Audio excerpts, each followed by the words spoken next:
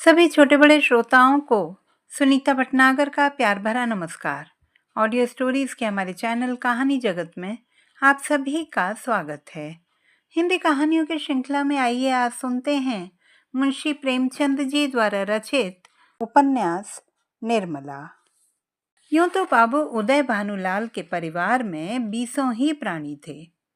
कोई ममेरा भाई था, कोई फुफेरा, कोई भांजा था तो कोई भतीजा, लेकिन यहाँ हमें उनसे कोई प्रयोजन नहीं है।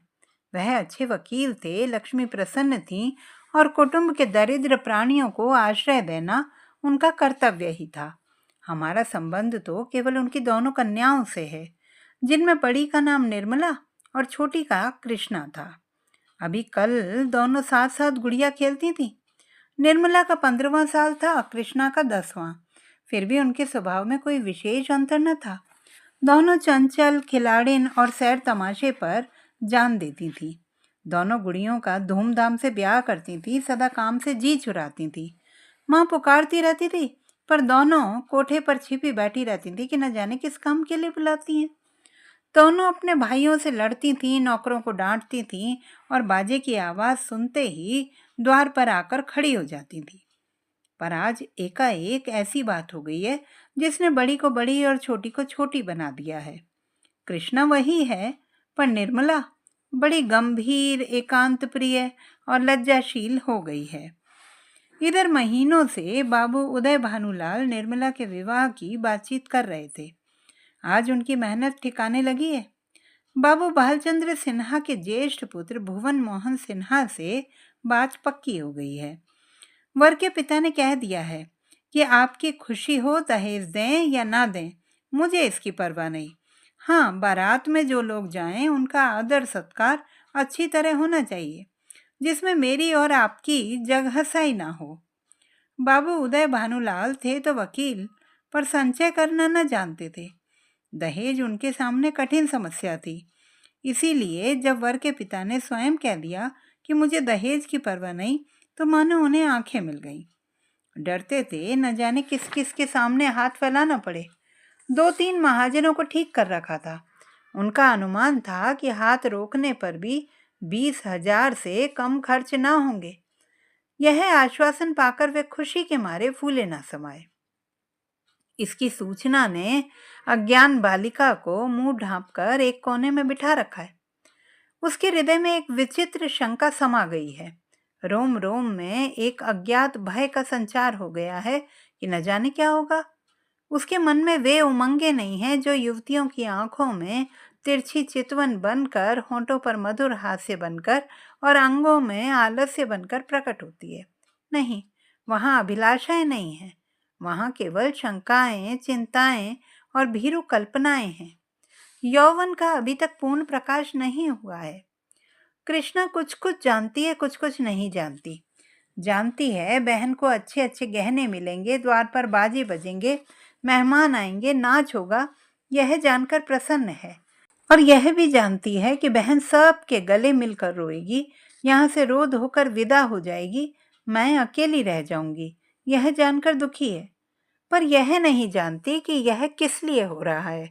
माताजी और पिताजी क्यों बहन को इस घर से निकालने को इतने उत्सुक हो रहे हैं। बहन ने तो किसी को कुछ नहीं कहा, किसी से लड़ाई भी नहीं की। क्या इसी तरह एक दिन मुझे भी ये लोग निकाल देंगे? मैं भी इसी तरह कोने में बैठकर रोऊंगी और किसी को मुझ पर दया ना आएगी। इसलिए वह भयभीत भी है। संध्या का समय था।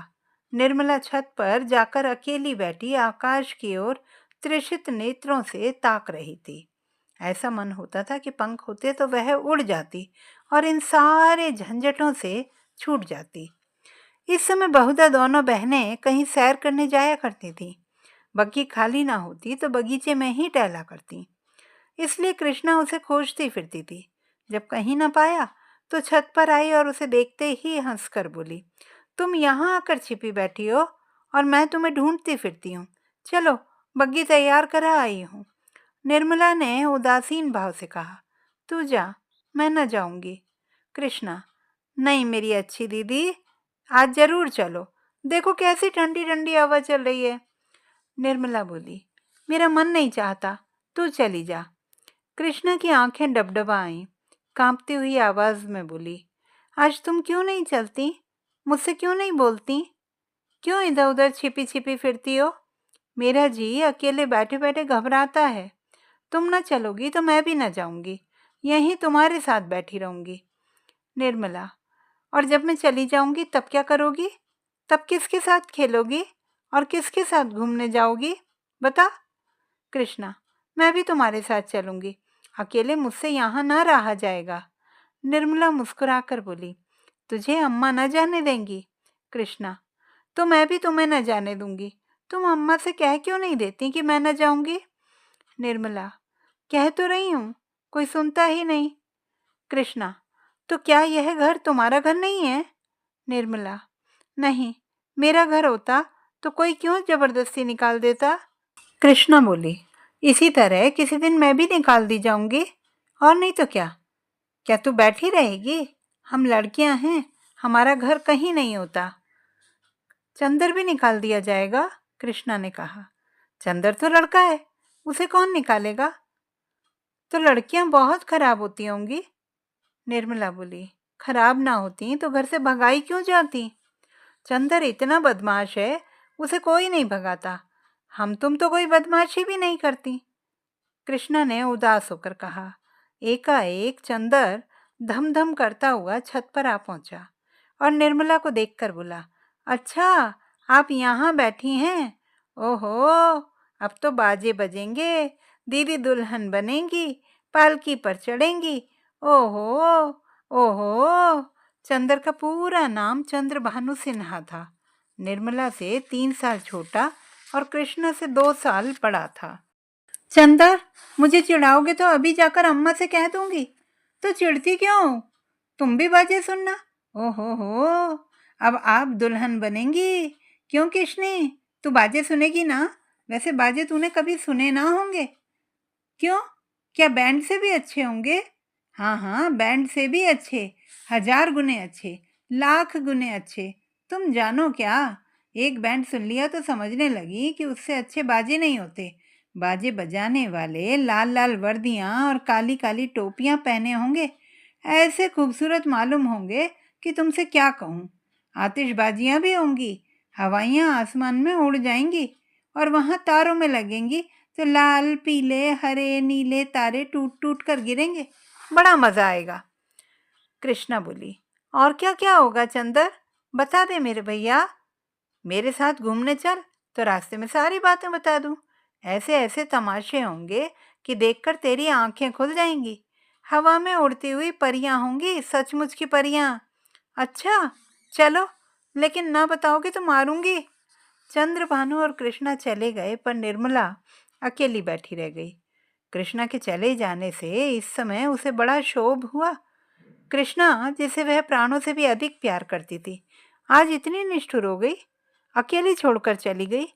बात कोई न थी, लेकिन दुखी हृदय, दुखती हुई आंख है जिसमें हवा से भी पीड़ा होती है। निर्मला बड़ी देर तक बैठी रोती रही। भाई बहन, माता पिता सभी इसी भांति मुझे भूल जाएंगे। सबकी आंखें फिर जाएंगी, फिर शायद इन्हें देखने को भी तरस जाऊं। बाग में फूल खिले हुए थे, मीठी मीठी सुगंध आ रही थी। चैत की शीतल मंद समीर चल रही थी। आकाश में तारे छिटके हुए थे। निर्मला इन्हीं शोकमय विचारों में पड़ी पड़ी सो गई और आंख लगते ही उसका मन स्वप्न देश में विचरने लगा। क्या देखती है कि सामने एक नदी लहरें मार रही है और वह नदी के किनारे नाव की बाट देख रही है। संध्या का समय है, अंधेरा किसी भयंकर जंतु की भांति बढ़ता चला आता है। वह घोर चिंता में पड़ी हुई है कि कैसे यह नदी पार होगी, कैसे पहुंचूंगी। रो रही है कि कहीं रात ना हो जाए, नहीं तो मैं अकेली यहाँ कैसे रहूंगी। एकाएक उसे एक सुंदर नौका घाट की ओर आती दिखाई देती है। वह खुशी से उछल पड़ती है और ज्यों ही नाव घाट पर आती है, वह उस पर चढ़ने के लिए बढ़ती है, लेकिन ज्यों ही नाव के पटरे पर पैर रखना चाहती है, उसका मल्लाह बोल उठता है, तेरे लिए यहाँ जगह नहीं। वह मल्लाह की खुशामद करती है, उसके पैरों पड़ती है, रोती है, लेकिन वह यह कहे जाता है, तेरे लिए यहाँ जगह नहीं है। एक क्षण में नाव खुल जाती है। वह चिल्ला चिल्ला कर रोने लगती है। नदी के निर्जन तट पर रात भर कैसे रहेगी, यह सोचकर वह नदी में कूदकर उस नाव को पकड़ना चाहती है कि इतने में कहीं से आवाज आती है, ठहरो ठहरो, नदी गहरी है, डूब जाओगी। वह नाव तुम्हारे लिए नहीं है, मैं आता हूँ, मेरी नाव में बैठ जाओ, मैं उस पार पहुंचा दूंगा। वह भयभीत होकर इधर उधर देखती है कि यह आवाज कहाँ से आई। थोड़ी देर के बाद एक छोटी सी डोंगी आती हुई दिखाई देती है। उसमें न पाल है, न पतवार, न मस्तूल। पैंदा फटा हुआ है, तख्त टूटे हुए हैं, नाव में पानी भरा हुआ है और एक आदमी उसमें से पानी उलीच रहा है। वह उससे कहती है, यह तो टूटी हुई है, यह कैसे पार लगेगी? मल्लाह कहता है, तुम्हारे लिए यही भेजी गई है, आकर बैठ जाओ। वह एक क्षण सोचती है कि इसमें बैठूं या न बैठूं। अंत में वह निश्चय करती है कि बैठ जाऊं। यहाँ अकेली पड़ी रहने से नाव में बैठ जाना फिर भी अच्छा है। किसी भयंकर जंतु के पेट में जाने से तो यही अच्छा है कि नदी में डूब जाऊं। कौन जाने नाव पार पहुंच ही जाए। यह सोचकर वह प्राणों को मुट्ठी में लिए हुए नाव पर बैठ जाती है। कुछ देर तक नाव डगमगाती हुई चलती है, लेकिन प्रति क्षण उसमें पानी बढ़ता जाता है। वह भी मल्लाह के साथ दोनों हाथों से पानी उलीचने लगती है, यहाँ तक कि उनके हाथ थक जाते हैं, पर पानी बढ़ता ही जाता है। आखिर नाव चक्कर खाने लगती है। मालूम होती है अब डूबी, अब डूबी। तब वह किसी अदृश्य सहारे के लिए दोनों हाथ फैलाती है। नाव नीचे जाती है और उसके पैर उखड़ जाते हैं। वह जोर से चिल्लाई और चिल्लाते ही उसकी आंखें खुल गईं। देखा तो माता सामने खड़ी उसका कंधा पकड़कर हिला रही थी। बाबू उदय भानुलाल का मकान बाजार में बना हुआ है। बरामदे में सुनार के हथौड़े और कमरे में दर्जी की सुइयां चल रही हैं। सामने नीम के नीचे बड़ई चारपाइयां बना रहा है। खपरेल में हलवाई के लिए भट्टा खोदा गया है। मेहमानों के लिए अलग एक मकान ठीक किया गया है। यह प्रबंध किया जा रहा है कि हर एक मेहमान के लिए एक एक चारपाई, एक एक कुर्सी और एक एक मेज हो। हर 3 मेहमानों के लिए एक एक कहार रखने की तजवीज हो रही है। अभी बारात आने में 1 महीने की देर है, लेकिन तैयारियां अभी से हो रही हैं। बारातियों का ऐसा सत्कार किया जाए कि किसी को जुबान हिलाने का मौका ना मिले। वो लोग भी याद करें कि किसी के यहाँ बारात में गए थे। पूरा मकान बर्तनों से भरा हुआ है। चाय के सेट हैं, नाश्ते की तश्तरियाँ, थाल, लोटे, गिलास। जो लोग नित्य खाट पर पड़े हुक्का पीते रहते थे, बड़ी तत्परता से काम में लगे हैं। अपनी उपयोगिता सिद्ध करने का ऐसा अच्छा अवसर उन्हें फिर बहुत दिनों के बाद मिलेगा। जहाँ एक आदमी को जाना होता है, 5 दौड़ते हैं। काम कम होता है, हुल्लड़ देख। जरा जरा सी बात पर घंटों तर्क वितर्क होता है और अंत में वकील साहब को आकर निर्णय करना पड़ता है। एक कहता है यह घी खराब है, दूसरा कहता है इससे अच्छा बाजार में मिल जाए तो टांग की राह से निकल जाऊं। तीसरा कहता है इसमें तो हीक आती है। चौथा कहता है तुम्हारी नाक ही सड़ गई है, तुम क्या जानो घी किसे कहते हैं। जब से यहाँ आए हो घी मिलने लगा है, नहीं तो घी के दर्शन भी ना होते थे। इस पर तकरार बढ़ जाती और वकील साहब को झगड़ा सुलझाना होता। रात के 9 बजे थे। उदय भानुलाल अंदर बैठे हुए खर्च का तखमीना लगा रहे थे। वह प्रायः रोज ही तखमीना लगाते थे, पर रोज ही उसमें कुछ न कुछ परिवर्तन और परिवर्धन करना पड़ता था। सामने कल्याणी भौहें सिकोड़े हुए खड़ी थी। बाबू साहब ने बड़ी देर के बाद सिर उठाया और बोले, 10,000 से कम नहीं होता, बल्कि शायद और बढ़ जाए। कल्याणी, 10 दिन में 5 से 10,000 हुए, 1 महीने में तो शायद 1 लाख की नौबत आ जाए। उदय भानु, क्या करूं, जग हंसाई भी तो अच्छी नहीं लगती ना। कोई शिकायत हुई तो लोग कहेंगे कि नाम बड़े दर्शन छोटे।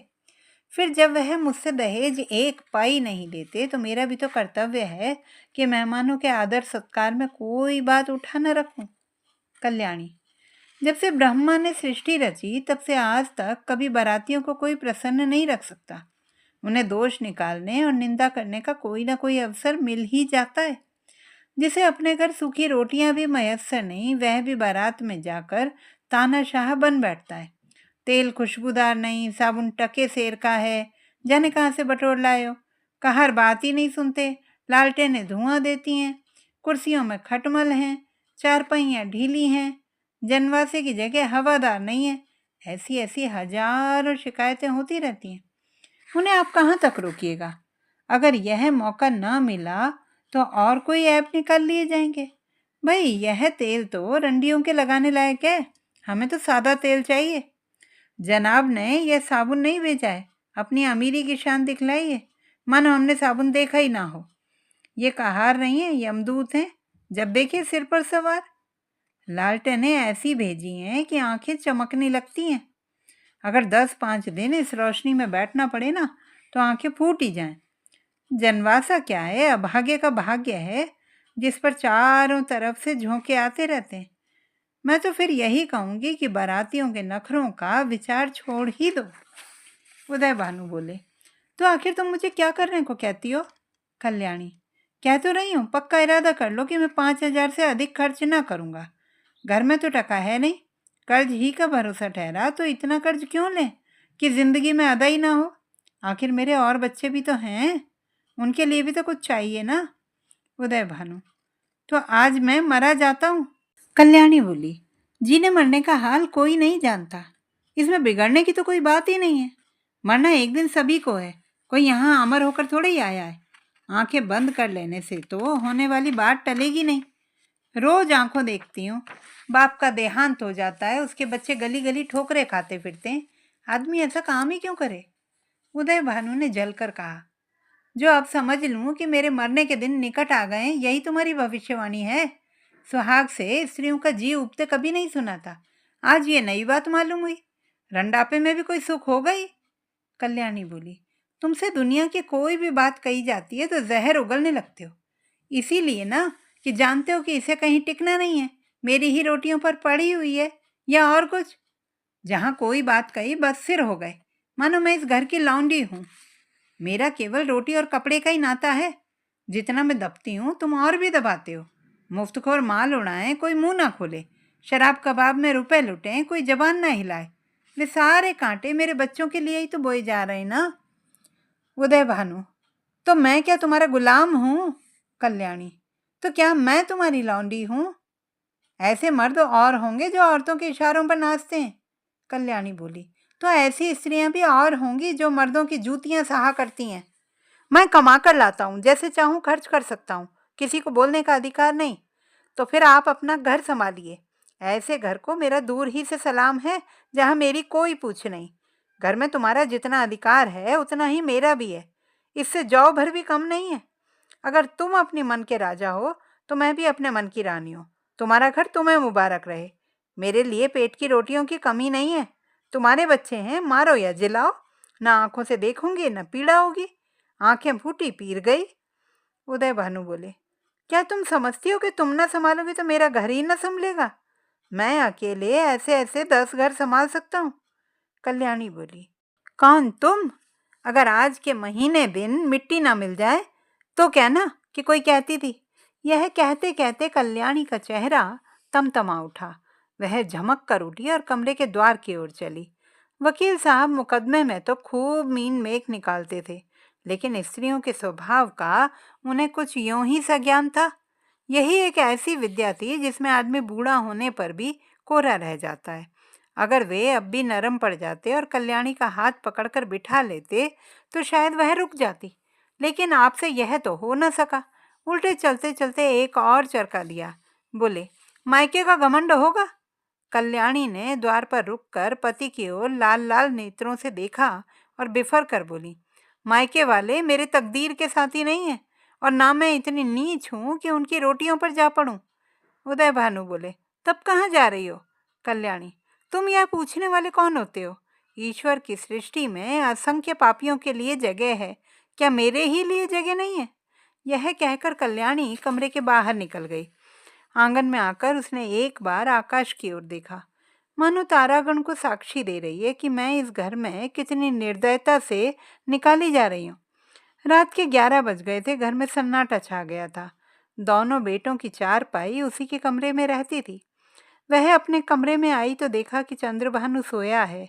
सबसे छोटा सूर्य भानु चारपाई पर उठ बैठा है। माता को देखते ही वह बोला, तुम तांद आई थी अम्मा? कल्याणी दूर ही से खड़े खड़े बोली। कहीं तो नहीं बेटा, तुम्हारे बाबूजी के पास गई थी। सूर्य, तुम तली दई, मुझे अकेले डर लगता था। तुम क्यों तली दई थी, बताओ? यह कहकर बच्चे ने गोद में चढ़ने के लिए दोनों हाथ फैला दिए। कल्याणी अब अपने को रोक न सकी।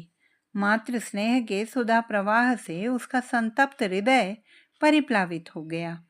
हृदय के कोमल पौधे जो क्रोध के ताप से मुरझा गए थे, फिर हरे हो गए, आंखें सजल हो गईं। उसने बच्चे को गोद में उठा लिया और छाती से लगाकर बोली, तुमने पुकार क्यों न लिया बेटा? पुकारता तो था, तुम सुनती ना थी। बताओ, अब तो कभी न दाव दी। कल्याणी, नहीं भैया, अब नहीं जाऊंगी। यह कहकर कल्याणी सूर्य भानु को लेकर चारपाई पर लेटी। माँ के हृदय से लिपटते ही बालक निशंक होकर सो गया। कल्याणी के मन में संकल्प विकल्प होने लगे। पति की बातें याद आती तो मन होता कि घर को तिलांजलि देकर चली जाऊं, लेकिन बच्चों का मुंह देखती तो वात्सल्य से चित्त गदगद हो जाता। बच्चों को किस पर छोड़कर जाऊं? मेरे इन लालों को कौन पालेगा? ये किसके होकर रहेंगे? कौन प्रातःकाल इन्हें दूध और हलवा खिलाएगा? कौन इनकी नींद सोएगा, इनकी नींद जागेगा? बेचारे कौड़ी के 3 हो जाएंगे। नहीं प्यारों, मैं तुम्हें छोड़कर नहीं जाऊंगी। तुम्हारे लिए सब कुछ सह लूंगी। निरादर, अपमान, जलीकटी, खोटी खरी, घुड़की झिड़की, सब कुछ तुम्हारे लिए सहूंगी। कल्याणी तो बच्चे को लेकर लेटी, पर बाबू साहब को नींद न आई। उन्हें चोट करने वाली बातें बड़ी मुश्किल से भूलती थी। उफ, ये मिजाज, मानो मैं ही इनकी स्त्री हूँ। बात मुंह से निकालनी मुश्किल है। अब मैं इनका गुलाम होकर रहूं? घर में अकेले यह रहें और बाकी जितने अपने बेगाने हैं सब निकाल दिए जाएं। जला करती हैं, मनाती हैं कि यह किसी तरह मरे तो मैं अकेली आराम करूं। दिल की बात मुंह से निकल ही आती है, चाहे कोई कितना ही छिपाए। कई दिन से देख रहा हूं, ऐसे ही जली कटी सुनाया करती हैं। मायके का घमंड होगा, लेकिन वहां कोई भी ना पूछेगा। अभी सब आवभगत करते हैं, जब जाकर सिर पर चढ़ जाएंगी तो आटे दाल का भाव मालूम हो जाएगा। रोती हुई जाएंगी। वाह रे घमंड, सोचती हैं मैं ही यह गृहस्थी चलाती हूँ। अभी 4 दिन को कहीं चला जाऊं तो मालूम पड़ जाएगा, सारी शेखी किरकिरी हो जाएगी। एक बार इनका घमंड तोड़ ही दूं, जरा वैधव्य का मजा भी चखा दूं। न जाने इनकी हिम्मत कैसे पड़ती है कि मुझे यूं ही कोसने लगती हैं। मालूम होता है प्रेम इन्हें छू नहीं गया, या ये समझती हैं कि यह घर से इतना चिमटा हुआ है कि इसे चाहे कितना कोसूं टलने का नाम न लेगा। यही बात है, पर यहाँ संसार से चिमटने वाले जीव नहीं है। जहन्नुम में जाए ये घर, जहाँ ऐसे प्राणियों से पाला पड़े। घर है या नरक? आदमी बाहर से थका मांदा आता है तो उसे घर में आराम मिलता है। यहाँ आराम के बदले कोसने सुनने पड़ते हैं। मेरी मृत्यु के लिए व्रत रखे जाते हैं। यह है 25 वर्ष के दाम्पत्य जीवन का अंत। बस चल ही दूं, जब देख लूंगा इनका सारा घमंड धूल में मिल गया है और मिजाज ठंडा हो गया है तो लौट आऊंगा। 4-5 दिन ही काफी होंगे। लो, तुम भी याद करोगी किससे पाला पड़ा था। यही सोचते हुए बाबू साहब उठे, रेशमी चादर गले में डाली, कुछ रुपए लिए, अपना कार्ड निकाल कर दूसरे कुर्ते की जेब में रखा, छड़ी उठाई और चुपके से बाहर निकले। सब नौकर नींद में मस्त थे। कुत्ता आहट पाकर चौंक पड़ा और उनके साथ हो लिया। पर यह कौन जानता था कि यह सारी लीला विधि के हाथों रची जा रही है। जीवन रंगशाला का वह निर्दय सूत्रधार किसी अगम गुप्त स्थान पर बैठा हुआ अपनी जटिल क्रूर क्रीड़ा दिखा रहा है। यह कौन जानता था कि नकल असल होने जा रही है, अभिनय सत्य का रूप ग्रहण करने वाला है। निशा ने इंदु को परास्त करके अपना साम्राज्य स्थापित कर लिया था। उसकी पैशाचिक सेना ने प्रकृति पर आतंक जमा रखा था।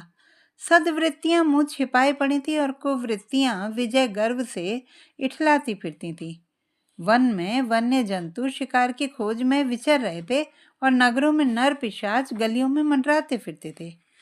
बाबू उदय भानुलाल लपके हुए गंगा की ओर चले जा रहे थे। उन्होंने अपना कुर्ता घाट के किनारे रखकर 5 दिन के लिए मिर्जापुर चले जाने का निश्चय किया था। उनके कपड़े देखकर लोगों को डूब जाने का विश्वास हो जाएगा। कार्ड कुर्ते की जेब में था, पता लगाने में कोई दिक्कत ना हो सकती थी। दम के दम में सारे शहर में खबर मशहूर हो जाएगी। 8 बजते बजते तो मेरे द्वार पर सारा शहर जमा हो जाएगा। तब देखूं देवी जी क्या करती हैं। यही सोचते हुए बाबू साहब गलियों में चले जा रहे थे। सहसा उन्हें अपने पीछे किसी दूसरे आदमी के आने की आहट मिली। समझे होगा कोई, आगे बढ़े, लेकिन जिस गली में वह मुड़ते उसी तरफ यह आदमी भी मुड़ता था। तब बाबू साहब को आशंका हुई कि यह आदमी मेरा पीछा कर रहा है। ऐसा आभास हुआ कि इसकी नीयत साफ नहीं है। उन्होंने तुरंत जेबी लालटेन निकाली और उसके प्रकाश में उस आदमी को देखा। एक बलिष्ठ मनुष्य कंधे पर लाठी रखे हुए चला आता था। बाबू साहब उसे देखते ही चौंक पड़े। यह शहर का छटा हुआ बदमाश था। 3 साल पहले उस पर डाके का अभियोग चला था। उदय भानु ने उस मुकदमे में सरकार की ओर से पैरवी की थी और इस बदमाश को 3 साल की सजा दिलाई थी। तभी तो वह इनके खून का प्यासा हो रहा था। कल ही छूट कर आया था। आज साहब अकेले रात को दिखाई दिए तो उसने सोचा कि यह इनसे दाव चुकाने का एक अच्छा मौका है। ऐसा मौका शायद ही फिर कभी मिले। तुरंत पीछे हो लिया और वार करने की घात में ही था कि बाबू साहब ने जेबी लालटेन जलाई। बदमाश जरा ठिठक कर बोला, क्यों बाबूजी, पहचानते हो? मैं हूँ मतई। बाबू साहब ने डपट कर कहा, तुम मेरे पीछे पीछे क्यों आ रहे हो? मतई, क्यों? किसी को रास्ता चलने की मनाही है? यह गली तुम्हारे बाप की है? बापू साहब जवानी में कुश्ती लड़े थे, अब भी हष्ट-पुष्ट आदमी थे, दिल के भी कच्चे ना थे। छड़ी संभाल कर बोले, अभी शायद मन नहीं भरा है, अब की 7 साल को जाओगे? मतई, मैं 7 साल को जाऊंगा या 14 साल को, पर तुम्हें जिंदा ना छोड़ूंगा। हाँ, अगर तुम मेरे पैरों पर गिरकर कसम खाओ कि अब किसी को सजा ना कराऊंगा तो छोड़ दूं। बोलो मंजूर है? तेरी शामत तो नहीं आई? शामत मेरी नहीं तुम्हारी आई है। बोलो खाते हो कसम? 1। उदय भानु, तुम हटते हो कि मैं पुलिसमैन को बुलाऊं? मतई, 2। उदय भानु गरज कर, हट जा बदमाश सामने से। मतई, 3। मुंह से 3 शब्द निकालते ही बाबू साहब के सिर पर लाठी का ऐसा तुला हाथ पड़ा कि वह अचेत होकर जमीन पर गिर पड़े। मुंह से केवल इतना ही निकला, हाय, मार डाला। मतई ने समीप आकर देखा तो सिर फट गया था और खून की धार निकल रही थी। नाड़ी का कहीं पता न था। समझ गया कि काम तमाम हो गया। उसने कलाई से सोने की घड़ी खोल ली, कुर्ते से सोने के बटन निकाल लिए, उंगली से अंगूठी उतारी और अपनी राह चला गया, मानो कुछ हुआ ही ना। हाँ, इतनी दया की कि लाश रास्ते से घसीट कर किनारे डाल दी। हाय बेचारे, क्या सोचकर चले थे, क्या हो गया? जीवन तुमसे ज्यादा आसार भी दुनिया में कोई वस्तु है? क्या वह उस दीपक की भांति ही क्षणभंगुर नहीं है जो हवा के एक झोंके से बुझ जाता है? पानी के एक बुलबुले को देखते हो लेकिन उसे टूटते भी कुछ देर लगती है। जीवन में उतना सार भी नहीं है। सांस का भरोसा ही क्या, और इसी नश्वरता पर हम अभिलाषाओं के कितने विशाल भवन बनाते। नहीं जानते नीचे जाने वाली सांस ऊपर आएगी भी या नहीं, पर सोचते इतनी दूर की हैं मानो कि हम अमर हैं। जिसके ऊपर पड़ती है वह रोता है, विलाप करता है, पछाड़ें खाता है। यह कोई नई बात नहीं है। हाँ, अगर आप चाहें तो कल्याणी की उस घोर मानसिक यातना का अनुमान कर सकते हैं जो उसे इस विचार से हो रही थी कि मैं ही अपने प्राणाधार की घातिका हूँ। वे वाक्य जो क्रोध के आवेश में उसके असंयत मुख से निकले थे, अब उसके हृदय को वाणों की भांति छेद रहे थे। अगर पति ने उसकी गोद में कराह कराह कर प्राण त्याग दिए होते तो उसे संतोष होता कि मैंने उनके प्रति अपने कर्तव्य का पालन किया। शोकाकुल हृदय को इससे ज्यादा सांत्वना और किसी बात से नहीं होती। उसे इस विचार से कितना संतोष होता कि मेरे स्वामी मुझसे प्रसन्न गए। अंतिम समय तक उनके हृदय में मेरा प्रेम बना रहा। कल्याणी को यह संतोष न था। वह सोचती थी, हाँ, मेरी 25 बरस की तपस्या निष्फल हो गई। मैं अंत समय अपने प्राण पति के प्रेम से वंचित हो गई। अगर मैंने उन्हें ऐसे कठोर शब्द ना कहे होते तो वह कदापि रात को घर से न जाते। न जाने उनके मन में क्या क्या विचार आए हों।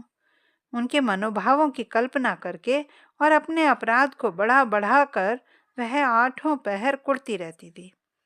जिन बच्चों पर वह प्राण देती थी अब उनकी सूरत से भी चिढ़ती। इन्हीं के कारण मुझे अपने स्वामी से रार मोल लेनी पड़ी। यही मेरे शत्रु हैं।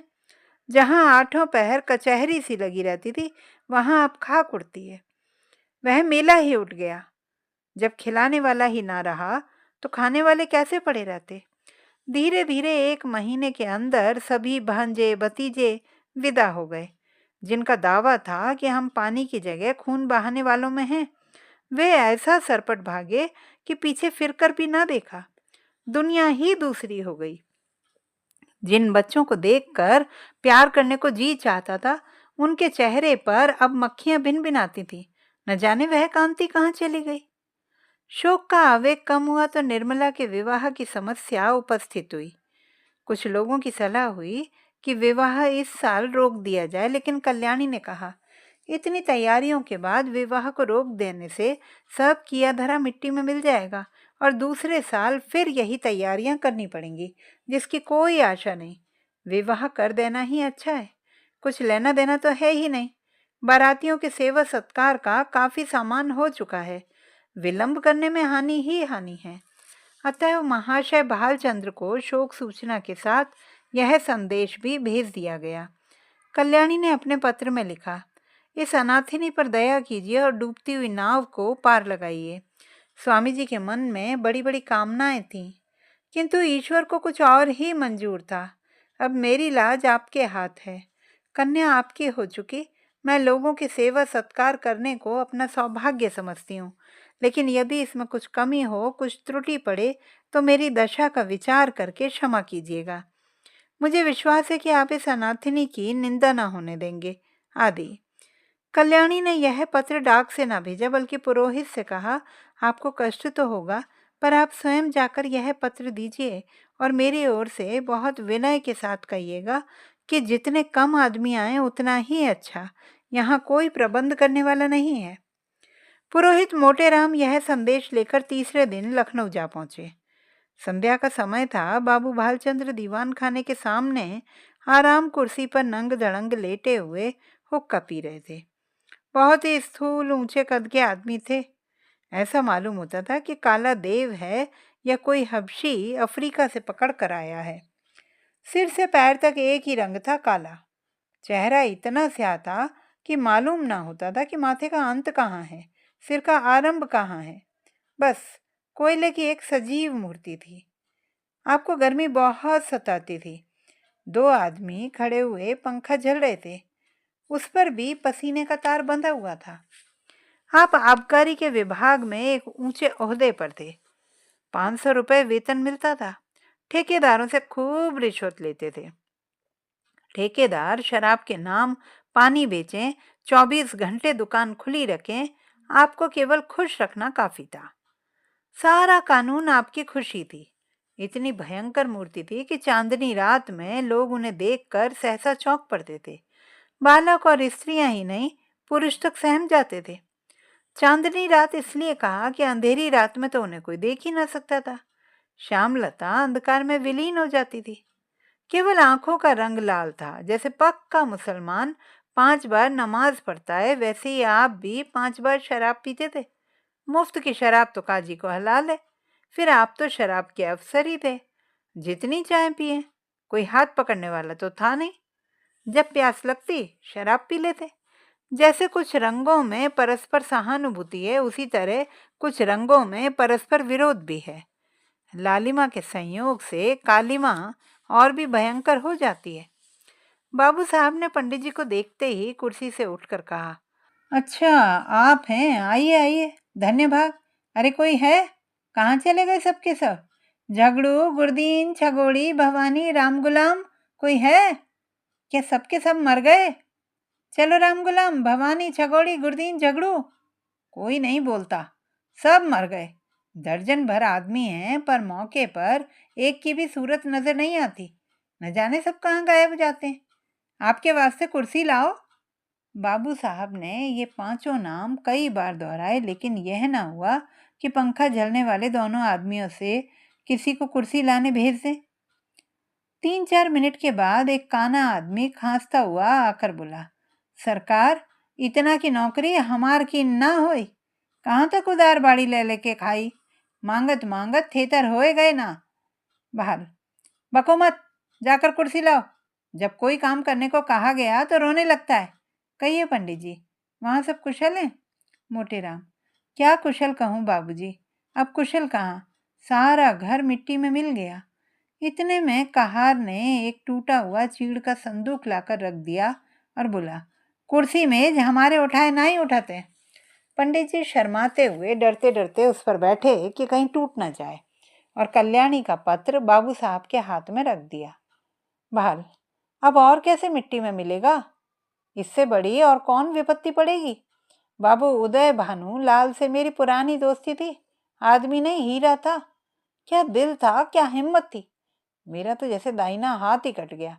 विश्वास मानिए, जब से यह खबर सुनी है आंखों में अंधेरा सा छा गया है। खाने बैठता हूँ तो कौर मुंह में नहीं जाता। उनकी सूरत आंखों के सामने खड़ी रहती है। मुंह झूठा करके उठ जाता हूँ। किसी काम में दिल नहीं लगता। भाई के मरने का रंज भी इससे कम ही होता है। आदमी नहीं, हीरा था, हीरा। मोटेराम, सरकार, नगर में अब ऐसा कोई रईस नहीं रहा।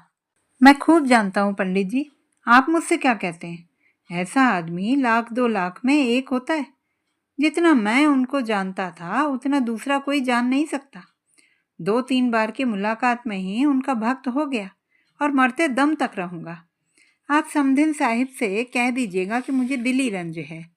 मोटेराम, आपसे ऐसी ही आशा थी। आप जैसे सज्जनों के दर्शन दुर्लभ हैं।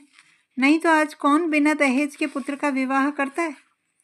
महाराज, दहेज की बातचीत ऐसे सत्यवादी पुरुषों से नहीं की जाती। उनसे संबंध हो जाना ही लाख रुपए के बराबर है। मैं इसी को अपना अहोभाग्य समझता हूँ। हाँ, कितनी उदार आत्मा थी। रुपए को तो उन्होंने कभी कुछ समझा ही नहीं। तिनके के बराबर भी परवाह नहीं की। बुरा रिवाज है, बेहद बुरा। मेरा बस चले तो दहेज लेने वालों और दहेज देने वालों दोनों को ही गोली मार दूं। हाँ साहब, साफ गोली मार दूं। फिर चाहे फांसी क्यों ना हो जाए। पूछो, आप लड़के का विवाह करते हैं कि उसे बेचते हैं? अगर आपको लड़के की शादी में दिल खोल कर खर्च करने का अरमान है तो शौक से खर्च कीजिए, लेकिन जो कुछ कीजिए अपने बल पर। यह है क्या कि कन्या के पिता का गला रेतिए? नीचता है, घोर नीचता। मेरा बस चले तो इन पाजियों को गोली मार दूं। धन्य हो सरकार, भगवान ने आपको बड़ी बुद्धि दी है। यह धर्म का प्रताप है। मालकिन की इच्छा है कि विवाह का मुहूर्त वही रहे, और तो वो बातें उन्होंने सारी पत्र में लिखी दी हैं। बस अब आप ही उबारें तो हम उबर सकते हैं। इस तरह तो बारात में जितने सज्जन आएंगे उनकी सेवा सत्कार हम करेंगे ही। लेकिन परिस्थिति अब बहुत बदल गई है सरकार। कोई करने धरने वाला रहा नहीं है। बस ऐसी बात कीजिए कि वकील साहब के नाम पर बट्टा ना लगे। भालचंद्र 1 मिनट तक आंखें बंद किए बैठे रहे, फिर एक लंबी सांस खींचकर बोले, ईश्वर को मंजूर ही न था कि वह लक्ष्मी मेरे घर आती, नहीं तो क्या यह वज्र गिरता। सारे मंसूबे खाक में मिल गए। फूला न समाता था कि वह शुभ अवसर निकट आ रहा है। पर क्या जानता था कि ईश्वर के दरबार में कुछ और ही षड्यंत्र रचा जा रहा है। मरने वाले की याद ही रुलाने के लिए काफी है। उसे देखकर तो जख्म और भी हरा हो जाएगा। उस दशा में न जाने क्या कर बैठूं। इसे गुण समझिए चाहे दोष की, जिससे एक बार मेरी घनिष्ठता हो गई फिर उसकी याद चित्त से उतरती नहीं। अभी तो खैर इतना ही है कि उनकी सूरत आंखों के सामने नाचती रहती है, लेकिन यदि वह कन्या घर में आ गई तब मेरा जिंदा रहना तो कठिन ही हो जाएगा। सच मानिए, रोते रोते मेरी आंखें फूट जाएंगी। जानता हूं कि रोना धोना व्यर्थ है। जो मर गया वह लौट कर तो आ नहीं सकता। सब्र करने के सिवाय और कोई उपाय नहीं है, लेकिन दिल से मजबूर हूं। उस अनाथ बालिका को देखकर मेरा कलेजा फट जाएगा। मोटेराम, ऐसा ना कहिए सरकार। वकील साहब नहीं तो क्या, आप तो हैं। अब आप ही उसके पिता तुल्य हैं। अब वह वकील साहब की कन्या नहीं, आपकी कन्या है। आपके हृदय के भाव तो कोई जानता नहीं। लोग समझेंगे वकील साहब का देहांत हो जाने के कारण आप अपने वचन से फिर गए। इसमें आपकी भी बदनामी है। चित्त को समझाइए और हंसी खुशी कन्या का पानी ग्रहण करा लीजिए। हाथी मरे तो 9 लाख का, लाख विपत्ति पड़ी है, लेकिन मालकिन आप लोगों की सेवा सत्कार करने में कोई बात ना उठा रखेंगी। बाबू साहब समझ गए कि पंडित मोटे राम कोरे पोथी के ही पंडित नहीं है, वरन व्यवहार नीति में भी चतुर है। बोले, पंडित जी, हलफ से कहता हूँ, मुझे उस लड़की से जितना प्रेम है उतना अपनी लड़की से भी नहीं है। लेकिन जब ईश्वर को मंजूर नहीं है तो मेरा क्या बस है।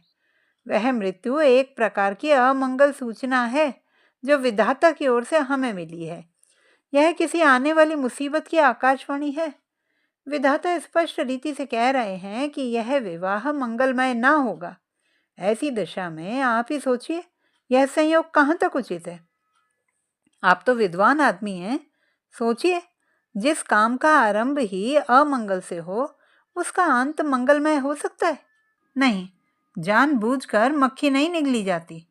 समधिन साहब को समझाकर कह दीजिएगा, मैं उनकी आज्ञा पालन करने को तैयार हूँ, लेकिन इसका परिणाम अच्छा ना होगा। स्वार्थ के वश में होकर मैं अपने परम मित्र की संतान के साथ यह अन्याय नहीं कर सकता। इस तर्क ने पंडित जी को निरुत्तर कर दिया। वादी ने यह तीर छोड़ा था जिसकी उनके पास कोई काट ही न थी। शत्रु ने उन्हीं के हथियार से उन पर वार किया था और वह उसका प्रतिकार न कर सकते थे। वह अभी कोई जवाब सोच ही रहे थे कि बाबू साहब ने फिर नौकरों को पुकारना शुरू किया। अरे तुम सब फिर गायब हो गए। झगड़ू, चकोड़ी, भवानी, गुरुदीन, राम गुलाम, एक भी नहीं बोलता। सबके सब मर गए। पंडित जी के वास्ते पानी वानी की फिक्र है? न जाने इन सबों को कोई कहाँ तक समझाए, अकल छू तक नहीं गई। देख रहे हैं कि एक महाशय दूर से थके मांदे चले आ रहे हैं, पर किसी को जरा भी परवाह नहीं। लाओ पानी वानी रखो। पंडित जी, आपके लिए शरबत बनवाऊं या फलाहारी मिठाई मंगवा दूं? मोटे राम जी मिठाइयों के विषय में किसी तरह का बंधन न स्वीकार करते थे। उनका सिद्धांत था कि घृत से सभी वस्तुएं पवित्र हो जाती हैं। रसगुल्ले और बेसन के लड्डू उन्हें बेहद प्रिय थे, पर शरबत से उन्हें रुचि न थी। पानी से पेट भरना उनके नियम के विरुद्ध था। सकुचाते हुए बोले, शरबत पीने की तो मुझे आदत नहीं, मिठाई खा लूँगा। फलाहारी ना, इसका मुझे कोई विचार नहीं है। तो यही बात, छूत छात सब ढकोसला है। मैं स्वयं नहीं मानता। अरे अभी तक कोई नहीं आया। चकोड़ी, भवानी, गुरुदीन, राम गुलाम, कोई तो बोलो।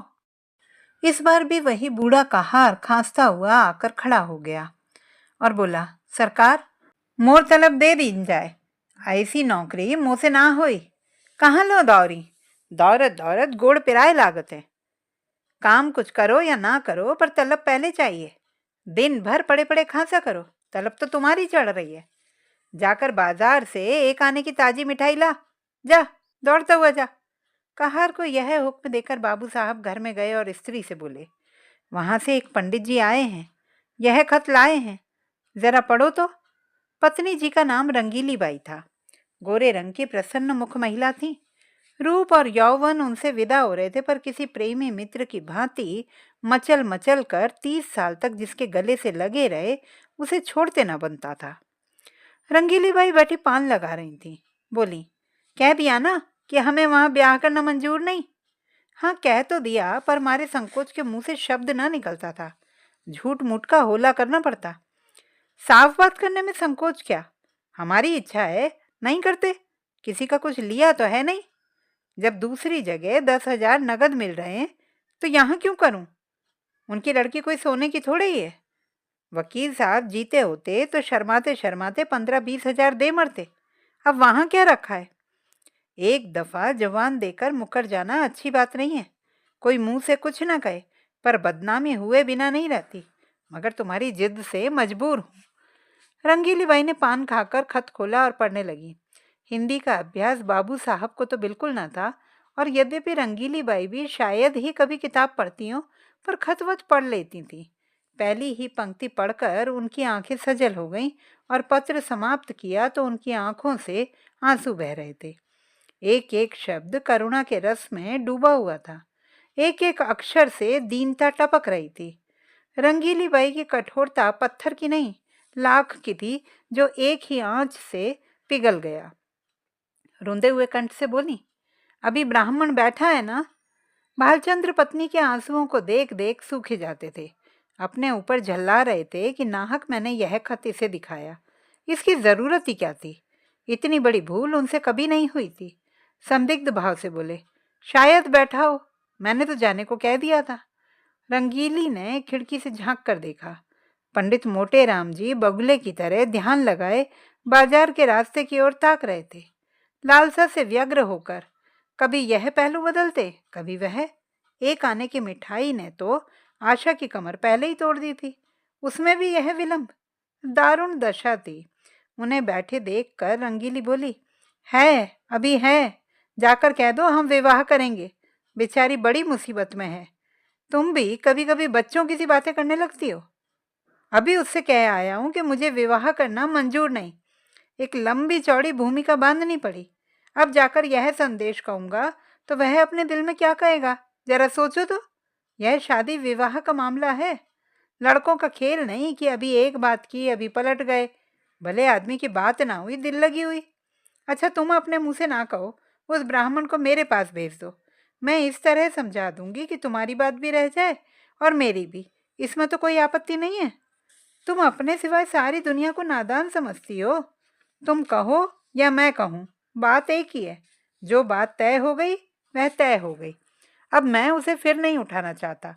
तुम ही तो बार बार कहती थी कि मैं वहां ना करूंगी, मैं वहां ना करूंगी। तुम्हारे ही कारण मुझे अपनी बात खोनी पड़ी। अब तुम फिर रंग बदलती हो। यह तो मेरी छाती पर मूंग दलना है। आखिर तुम्हें कुछ तो मेरे मान अपमान पर विचार करना चाहिए। तो मुझे क्या मालूम था कि विधवा की दशा इतनी हीन हो गई है। तुम्ही ने तो कहा था कि उसने पति की सारी संपत्ति छिपा रखी है और अपनी गरीबी का ढोंग रचकर काम निकालना चाहती है। एक ही छटी हुई औरत है। तुमने जो कहा वो मैंने मान लिया। भलाई करके बुराई करने में तो लज्जा और संकोच है। बुराई करके भलाई करने में कोई संकोच नहीं है। अगर तुम हाँ कर आए होते और मैं नहीं करने को कहती तो तुम्हारा संकोच उचित होता। नहीं करने के बाद हाँ करने में तो अपना ही बड़प्पन है। भालचंद्र बोले, तुम्हें बड़प्पन मालूम होता है? मुझे तो लुच्चापन ही मालूम होता है। फिर तुमने यह कैसे मान लिया कि मैंने वकीलाइन के विषय में जो बात कही थी वह झूठी थी? यह पत्र देखकर तुम जैसी खुद सरल हो वैसे ही दूसरों को भी सरल समझती हो। रंगीली बोली, इस पत्र में बनावट नहीं मालूम होती। बनावट की बात दिल में चुभती नहीं है, उसमें बनावट की गंध अवश्य रहती है। अरे रहने दो, बनावट की बात ऐसी चुभती है कि सच्ची बात उसके सामने बिल्कुल फीकी मालूम होती है। यह किस्से कहानियां लिखने वाले जिनकी किताबें पढ़ पढ़कर तुम घंटों रोती नहीं कि सच्ची बातें लिखते हैं, सरासर झूठ का तुमार बांधते हैं। यह भी एक कला है। क्यों जी, तुम मुझसे भी उड़ते हो, दाई से पेट छिपाते हो। मैं तुम्हारी बात मान जाती हूँ तो तुम समझते हो कि इसे चकमा दिया, मगर मैं तुम्हारी एक एक नस पहचानती हूँ। तुम अपना ऐब मेरे सिर मढ़कर खुद बेदाग बचना चाहते हो। बोलो, कुछ झूठ कहती हूँ? जब वकील साहब जीते थे तो तुमने सोचा था कि ठहराव की जरूरत ही क्या है, वह खुद ही जितना समझेंगे देंगे, बल्कि बिना ठहराव के और भी ज्यादा मिलने की आशा होगी। अब वकील साहब का देहांत हो गया तो तरह तरह के हीले हवाले करने लगे। यह भलमनसी नहीं है, छोटापन है। इसका इल्जाम भी तुम्हारे सर है। मैं शादी विवाह के नजदीक न जाऊंगी। तुम्हारी जैसी इच्छा हो करो। ढोंगी आदमियों से मुझे चिढ़ है। जो बात करो सफाई से करो, बुरा हो या अच्छा। हाथी के दांत दिखाने के और खिलाने के और वाली नीति पर चलना तुम्हें शोभा नहीं देता। बोलो, अब भी वहां शादी करते हो या नहीं? भालचंद्र बोले, जब मैं बेईमान, दगाबाज और झूठा ठहरा तो मुझसे पूछना ही क्या? मगर खूब पहचानती हो आदमियों को। क्या कहना है तुम्हारी इस सूझबूझ की? बलैया ले लें? हो बड़े हयादार, अब भी नहीं शर्माते। ईमान से कहो, मैंने बात ताड़ ली कि नहीं? अजी जाओ, वह दूसरी औरतें होती हैं जो मर्दों को पहचानती हैं। अब तक मैं यही समझता था कि औरतों की दृष्टि बड़ी सूक्ष्म होती है, पर आज यह विश्वास उठ गया और महात्माओं ने औरतों के विषय में जो तत्व की बातें कही है ना, उनको मानना पड़ा। जरा आईने में अपनी सूरत तो देखा। तुम्हें मेरी कसम है, जरा देख लो कितने झेपे हुए हो। सच कहना, कितना झेपा हुआ हूँ? उतना ही जितना कोई भलमानस चोर चोरी खुल जाने पर झेपता है। अच्छी बात है, उसी पर फैसला रहा। जरा इशारा ना करना। अजी मैं उसकी तरफ ताकूंगा भी नहीं। संयोग से इसी वक्त भुवन मोहन भी आ पहुंचा। ऐसे सुंदर सुडौल बलिष्ठ युवक कॉलेजों में बहुत कम देखने में आते हैं। बिल्कुल माँ पर पड़ा है। वही गोरा चिट्टा रंग, वही पतले पतले गुलाब की पत्ती कैसे होंठ, वही चौड़ा माथा, बड़ी बड़ी आंखें, डील डॉल बाप का सा था। ऊंचा कोट, ब्रिजेंट टाई, बूट, हैट उस पर खूब खिल रहे थे। हाथ में एक स्टिक थी, चाल में जवानी का गुरूर था और आंखों में आत्मगौरव। रंगीली ने कहा, आज बड़ी देर लगाई तुमने। यह देखो, तुम्हारी ससुराल से यह खत आया है। तुम्हारी सास ने लिखा है। साफ साफ बतला तो, अभी सवेरा है। तुम्हें वहाँ शादी करना मंजूर है या नहीं? शादी करनी तो चाहिए अम्मा, पर मैं करूँगा नहीं। क्यों? कहीं ऐसी जगह शादी करवाइए कि खूब रुपए मिले, और ना सही 1 लाख का डॉल हो। वहाँ अब क्या रखा है?